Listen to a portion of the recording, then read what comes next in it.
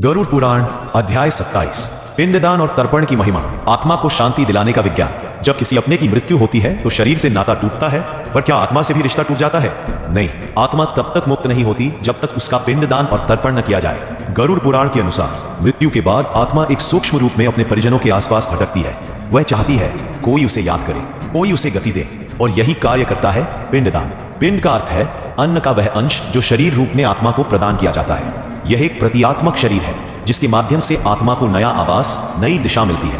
पिंडदान आत्मा को धरती से ऊपर उठाने का साधन है। गरुड़ पुराण। जब हम पिंडदान करते हैं तो हम केवल मृत आत्मा को अन्न नहीं दे रहे, बल्कि उसे ईश्वर की ओर बढ़ने का मार्ग दे रहे हैं। अगर पिंडदान न किया जाए तो आत्मा अस्थिर रहती है, भूख, प्यास, चिंता और मोह में फंसी रहती है। गरुड़ पुराण कहता है मृत्यु के तुरंत बाद आत्मा को 3 प्रकार की इच्छाएं बांधती है। शारीरिक सुख की स्मृति, अपूर्ण कार्यों की पीड़ा, परिवार के मोह का भार।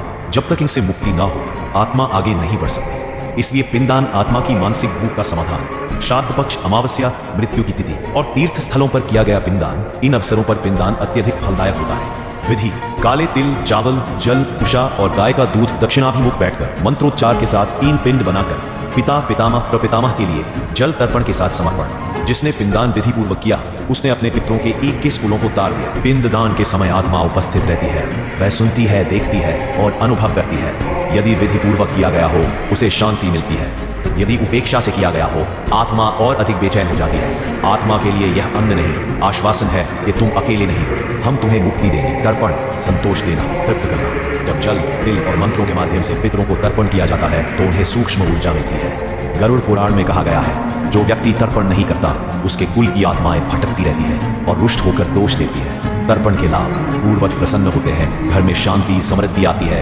आत्मा को गति मिलती है। किन आत्माओं को पिंडदान की आवश्यकता नहीं होती? जिन्हें जीवन में ही मोक्ष प्राप्त हो गया, जिन्होंने अंतिम समय में हरि नाम लिया, जो योगी, तपस्वी या महान संत रहे। लेकिन आम आत्माएं जिन्होंने सामान्य जीवन जिया, जिनमें मोह था, उन्हें पिंडदान अनिवार्य है। गरुड़ पुराण स्पष्ट करता है ब्रह्म हत्या करने वाले माता पिता का, अपमान करने वाले गुरुद्रोही, जो मृत्यु से पहले पाप कर्म करते रहे और प्रायश्चित नहीं किया, ऐसी आत्माओं को पिंडदान देने से दोष लौटकर परिवार पर आता है। गरुड़ पुराण विशेष रूप से गया, प्रयाग, काशी, हरिद्वार, पुष्कर जैसे तीर्थों का उल्लेख करता है। गया में किया गया पिंडदान आत्मा को तुरंत गति देता है।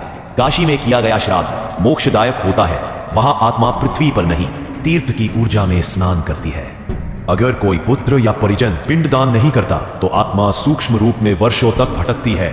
यह आत्मा स्वप्न में आती है, घर में अशांति लाती है, बार बार याद दिलाने की कोशिश करती है, और जब तक तर्पण न किया जाए वह न आगे बढ़ पाती है न पीछे लौट पाती है। गरुड़ जी ने भगवान विष्णु से पूछा, हे भगवान, यदि कोई संतान योग्य नहीं है तो उस आत्मा को गति कैसे मिलेगी? भगवान विष्णु ने उत्तर दिया, यदि कोई भी व्यक्ति जो सच्चे हृदय से पिंडदान करे तो वह पराई आत्मा को भी गति दे सकता है। इसलिए भावना और श्रद्धा ही सबसे बड़ा माध्यम है। पिंडदान और तर्पण केवल रिवाज नहीं, यह आत्मा को मुक्ति दिलाने की सबसे पवित्र प्रक्रिया है। हम जब अपने पूर्वजों को तर्पण देते हैं तो हम उन्हें केवल स्मरण नहीं कर रहे, बल्कि उन्हें उनके अगले जीवन के लिए ऊर्जा दे रहे हैं। पिंडदान वह दीप है जो आत्मा को अंधेरे से प्रकाश की ओर ले जाता है।